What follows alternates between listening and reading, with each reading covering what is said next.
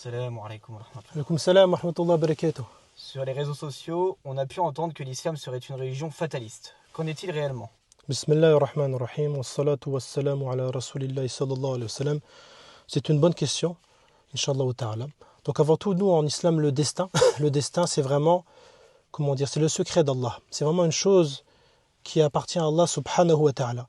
Mais, alhamdulillah, on a des choses qui nous permettent d'appréhender et de comprendre le destin. Déjà, il est à savoir que le destin est composé de piliers, notamment 4, et on peut en rajouter d'autres. Premièrement, la science d'Allah, ilmullah.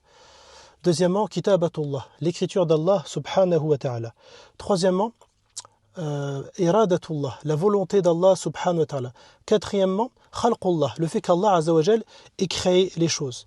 Ça, c'est les 4 piliers qui sont globalement connus par l'ensemble des musulmans. Notamment, on peut rajouter hikmatullah, la sagesse d'Allah subhanahu wa ta'ala, parce que le créateur, il n'est pas injuste et il agit avec sagesse. Et ça, justement, la question que tu m'as posée, c'est par rapport à cela.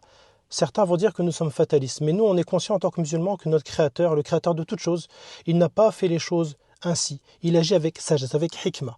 Également, rentre dans les piliers du destin, mashiatul ibad, tabi'atun li mashiatillahi subhanahu wa ta'ala, c'est-à-dire notre propre volonté. Allah n'a pas fait qu'on soit des marionnettes. Allah azza wa jal, dans sa sagesse, nous a donné une volonté, mais bien sûr qu'il ne peut pas devancer la sienne. D'accord? Et ensuite, ce qu'on appelle le fait de croire en ce qu'on appelle le jam'u, c'est-à-dire le fait de savoir concilier justement les injonctions divines avec justement le destin qui arrive. C'est-à-dire qu'en fait, certaines personnes, ils se servent du destin pour justifier leur manquement, en disant c'est le mektoub, Allah ghalib, comme ils disent. Et ça, c'est mauvais, parce que ça montre une mauvaise image de l'islam et une chose faussée. On n'a pas le droit de se servir du destin pour justifier nos manquements et nos péchés.